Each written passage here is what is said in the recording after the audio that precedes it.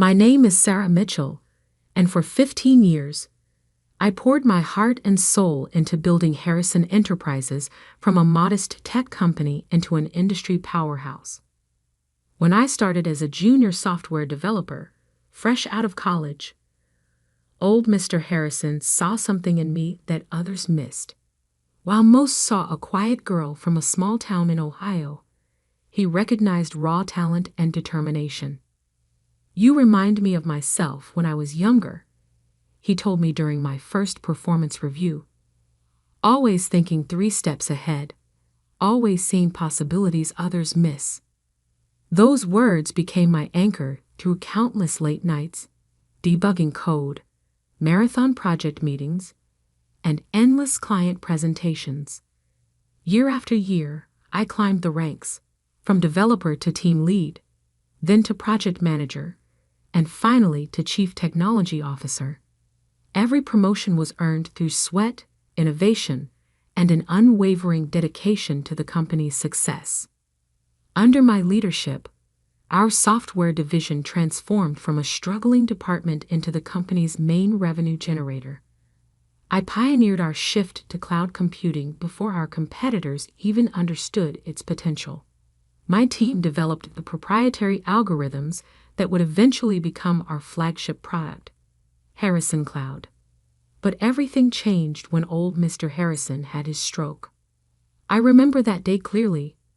I was in the middle of a client meeting when my assistant burst in, face pale. "Mr. Harrison, hospital. It's serious."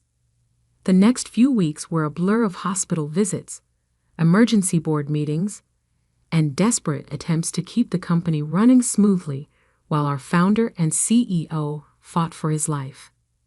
Then came Marcus Harrison, the prodigal son, rushing back from his extended finding himself tour of Europe to take the reins of his father's company.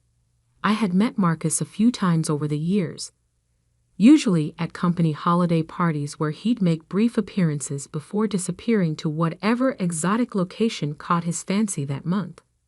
From day one, Marcus made it clear he had different plans for Harrison Enterprises. "We need to modernize," he declared in his first board meeting, dismissing 15 years of steady growth and innovation with a wave of his manicured hand. "Everything's so old-fashioned here." I tried to be diplomatic. "Perhaps we should review the company's current trajectory and success metrics before making any drastic changes," I suggested, sliding over a folder containing our latest quarterly reports.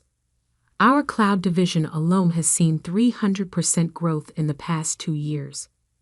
Marcus didn't even glance at the numbers. "That's exactly what I'm talking about," he scoffed. "Cloud computing? That's yesterday's news. We need to be in blockchain, NFTs, the metaverse." Over the next 6 months, I watched in horror as Marcus systematically dismantled everything we had built. He hired a parade of flashy consultants, each with their own revolutionary vision for the company. Long-standing client relationships were neglected in favor of chasing trending tech buzzwords. Valuable team members were pushed out, replaced by Marcus's former classmates from business school. Through it all, I tried to maintain stability in my department. I worked double shifts to keep our core products running smoothly while simultaneously trying to implement Marcus's latest, visionary directives. But I could see the writing on the wall. The final confrontation came on a rainy Tuesday morning. I had just finished a presentation showing how Marcus's latest initiative, a luxury NFT marketplace for digital yacht ownership, had burned through millions in development costs without generating any revenue. "These numbers can't be right," Marcus snapped, his designer suit creasing as he leaned forward aggressively. "You're just too stuck in your old ways to see the potential." "The numbers don't lie, Marcus," I replied, keeping my voice steady. "We've lost 3 major clients this quarter alone. If we don't course correct, he cut me off, standing up so abruptly his chair toppled backward. "The only thing that needs correcting is you. You're the problem here, Sarah. You and your outdated thinking are holding this company back." I maintained my composure, even as I felt 15 years of dedication being crushed under the weight of his contempt. "I've given everything to this company, Marcus. Your father—" "My father isn't here anymore," he shouted, face reddening. "This is my company now, and I don't need some small-town nobody telling me how to run it. You're fired. Get out." The office fell silent. Dozens of faces turned away, pretending not to witness my humiliation. I slowly gathered my things, my mind already racing ahead to what needed to be done next. As I reached the door, Marcus couldn't resist one final jab. "Good luck finding another job at your age. Maybe try something more your speed, like teaching basic computer skills at the local library." I turned back, meeting his smug gaze with a calm smile that seemed to unnerve him slightly. "Thank you for the suggestion, Marcus, but I already have something lined up." What Marcus didn't know, what none of them knew, was that 5 years ago, I had started my own company on the side. Atlas Industries began as a small consulting firm, leveraging my expertise in cloud computing to help other companies modernize their infrastructure. While Harrison Enterprises had my loyalty during business hours, my nights and weekends were devoted to building something of my own. Those basic computer skills, Marcus mocked, had attracted an impressive client roster. Under the guidance of my carefully chosen CEO, who served as the public face of the company while I remained a silent owner, Atlas Industries had grown into one of the most respected names in enterprise cloud solutions. And tomorrow morning, Harrison Enterprises would be desperately pitching their services to Atlas Industries, unaware that the worthless employee they had just fired was actually the owner of the company they were trying to impress. As I drove home that evening, my phone buzzed with a message from my Atlas Industries CEO. "Everything's set for tomorrow's meeting. You sure you want to handle this personally?" I smiled, thinking of Marcus's smug face and what it would look like when he realized the truth. "Absolutely," I replied. I wouldn't miss this for the world.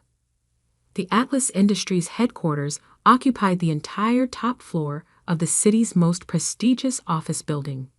Floor-to-ceiling windows offered breathtaking views of the skyline, while the minimalist decor spoke of quiet confidence rather than flashy excess. I stood in my private elevator, watching floor numbers tick upward, mentally preparing myself for what was about to unfold. "Good morning, Ms. Mitchell." My assistant Emma greeted me as I stepped out. After 5 years, she was one of the few who knew both sides of my life.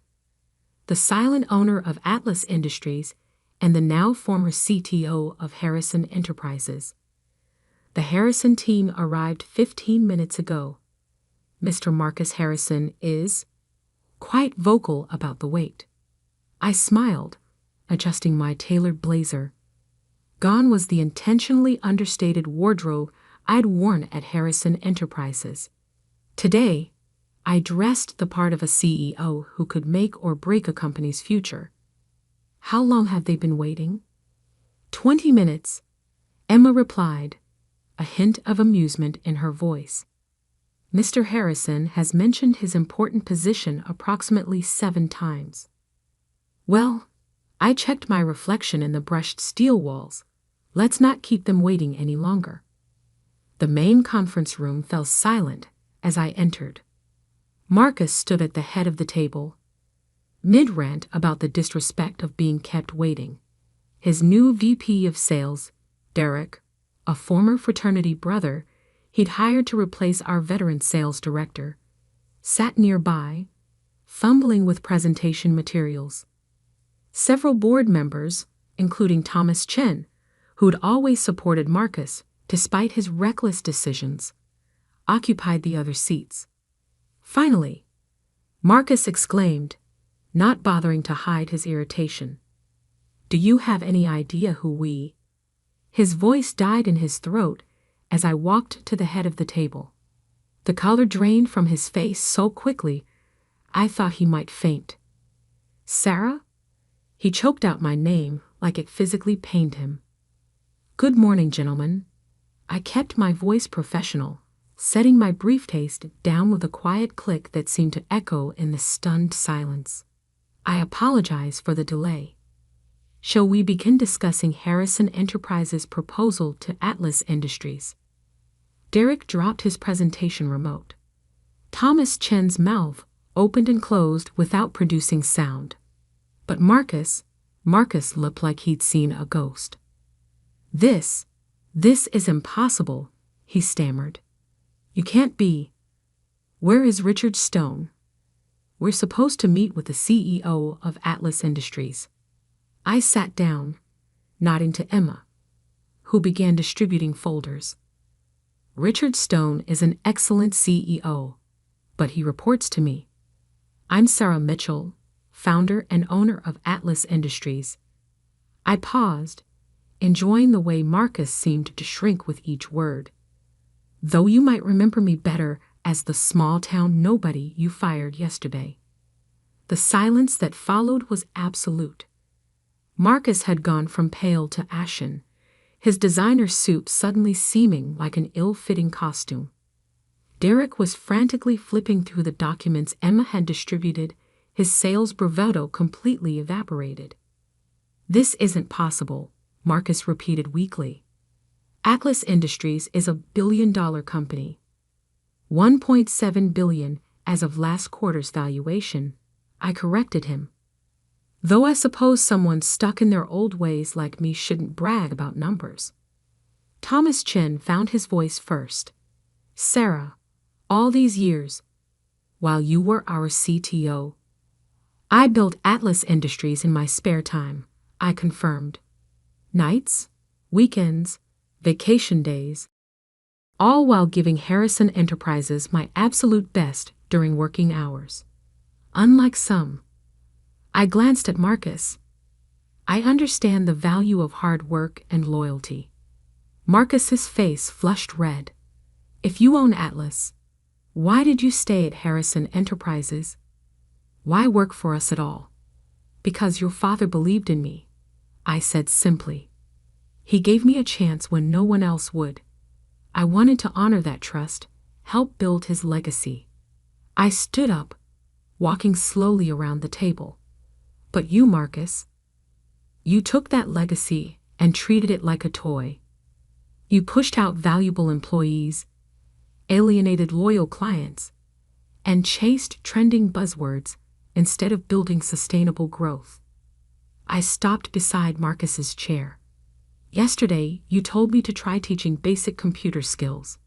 Today, you're here because Harrison Enterprises is bleeding clients, burning through cash, and desperately needs Atlas Industries' help to survive.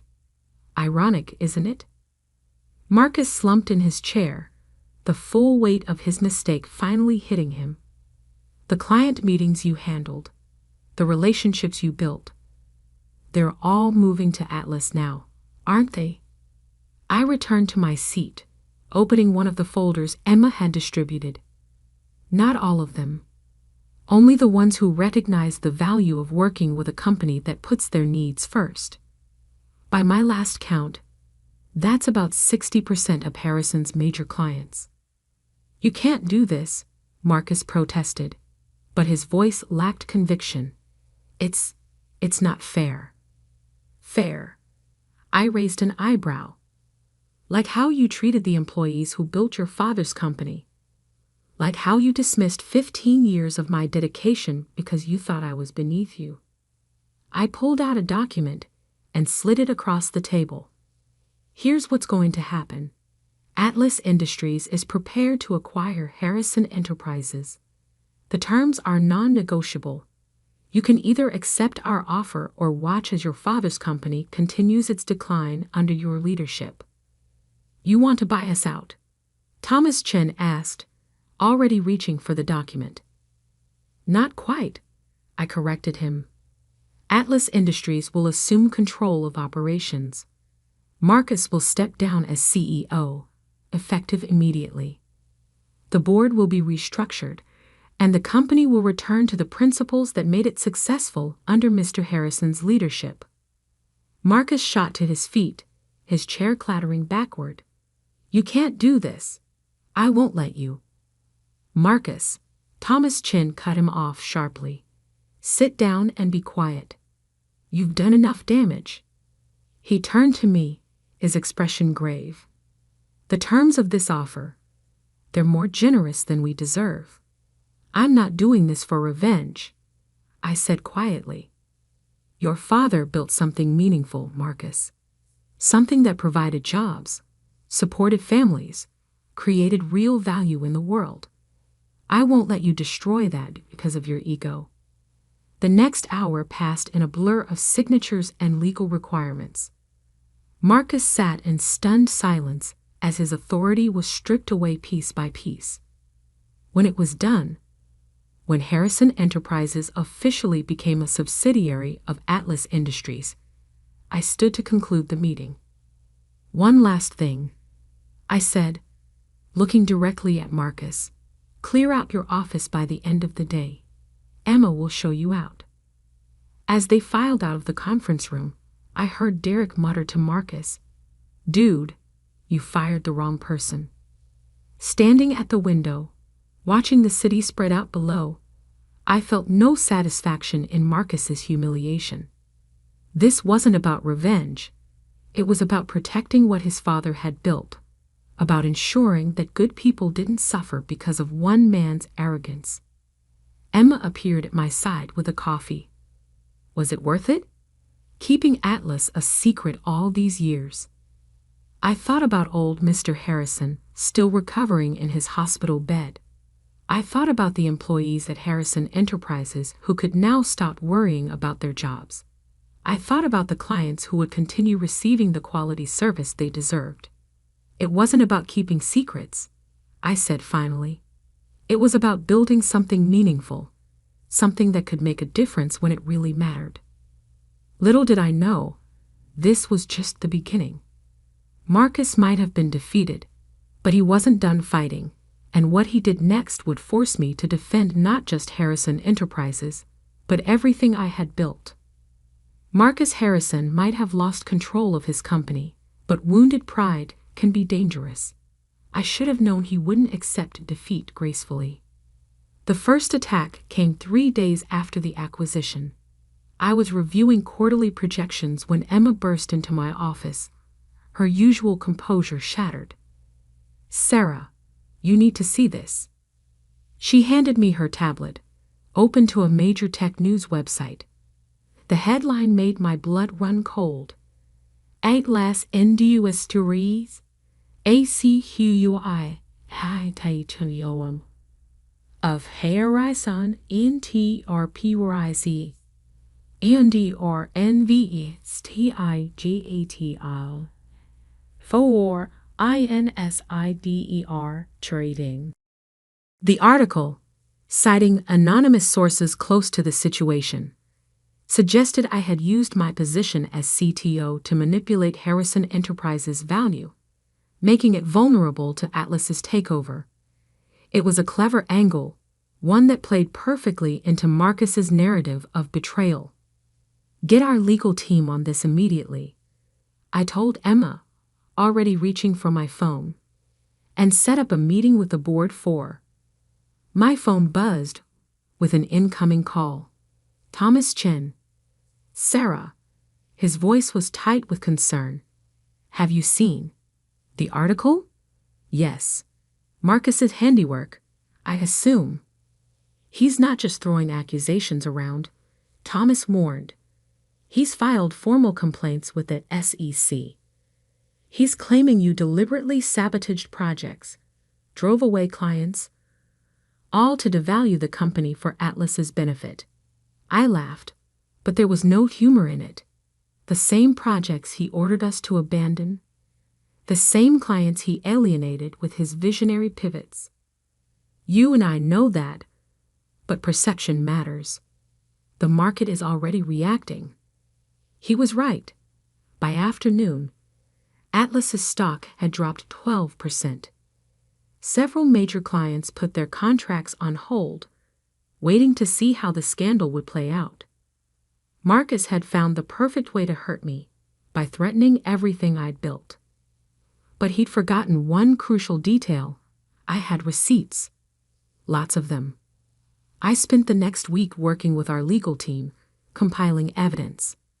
Every project Marcus had killed, every client relationship he'd damaged, every reckless decision, all meticulously documented. Emails, meeting recordings, financial reports, a perfect paper trail of his mismanagement. Then came the counterattack. Ladies and gentlemen, I addressed the hastily assembled press conference, cameras flashing as I took the podium. Recent allegations have been made about the circumstances surrounding Atlas Industries' acquisition of Harrison Enterprises. Today, I'm releasing all documentation related to that acquisition, including evidence that tells the real story. One by one, I laid out the facts. Marcus's decision to abandon profitable product lines for speculative ventures, the mass exodus of experienced employees, the millions wasted on his NFT marketplace and other failed initiatives, each point backed by irrefutable evidence.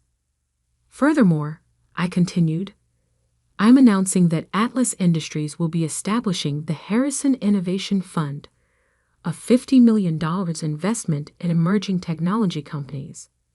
This fund will honor the legacy of James Harrison, focusing on the principles of sustainable growth and genuine innovation that he championed.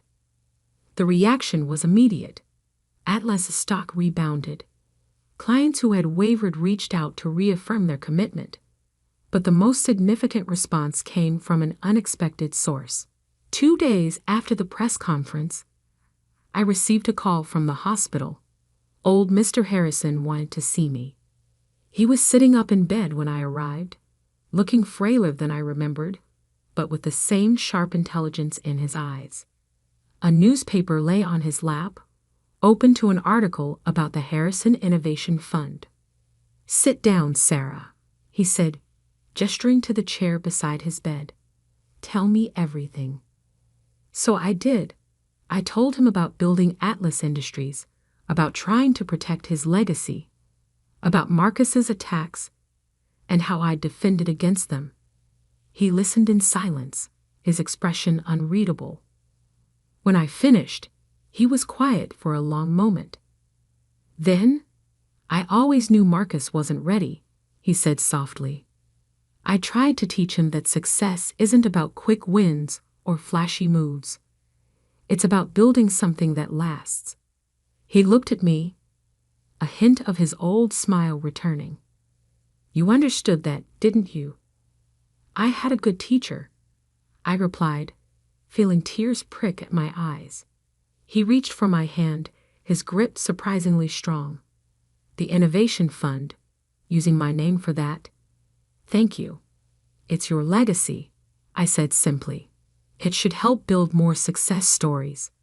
The next morning, Marcus made his final move. He called a press conference of his own, clearly planning another attack. But before he could speak, his father was wheeled onto the stage. James Harrison took the microphone, his voice weak but clear. "I've watched recent events with great interest. My son claims his company was stolen from him. He's wrong. Harrison Enterprises wasn't stolen, it was saved. Saved by someone who understood its true value, who protected its legacy when others would have squandered it." The room erupted in camera flashes as Marcus stood frozen, watching his last attempt at revenge crumble. "Sarah Mitchell," Mr. Harrison continued, "has my full support and gratitude. The Harrison Innovation Fund she established proves what I've always known. She understands that true success isn't measured by quarterly profits or trending technologies, but by the positive impact we create in the world." Marcus left the stage without a word. It was the last time I saw him in person, though I heard he started a cryptocurrency venture in Miami that failed within 6 months. 1 year later, I stood in the newly renovated Harrison Enterprises lobby, now a division of Atlas Industries. The building had been modernized, but we kept the core elements that made it special, including the wall of employee photos that Mr. Harrison had always maintained. "Ms. Mitchell?" A young developer approached, clutching a laptop. "I had some ideas about improving our cloud infrastructure, if you have time to look." I smiled, remembering another young developer who'd once nervously pitched ideas to a CEO who took the time to listen. "Of course. Let's hear what you've got." The Harrison Innovation Fund has since helped launch dozens of successful startups. Old Mr. Harrison serves on its advisory board. His health improved enough for part-time work. And me, I still keep my old Harrison Enterprises ID badge in my desk drawer, not as a reminder of Marcus's humiliation, but as a reminder that success isn't about revenge or proving others wrong. It's about building something meaningful, something that outlasts personal victories or defeats. Sometimes the best response to those who underestimate you isn't to prove them wrong immediately. It's to build something so significant that when they finally realize their mistake, it doesn't matter anymore. As for that small-town nobody Marcus once mocked, she now runs a technology empire worth billions. But more importantly, she's creating opportunities for other nobodies to prove their worth, just as old Mr. Harrison once did for her. Because in the end, that's what real success looks like, not tearing others down, but building others up. And that's a legacy worth protecting.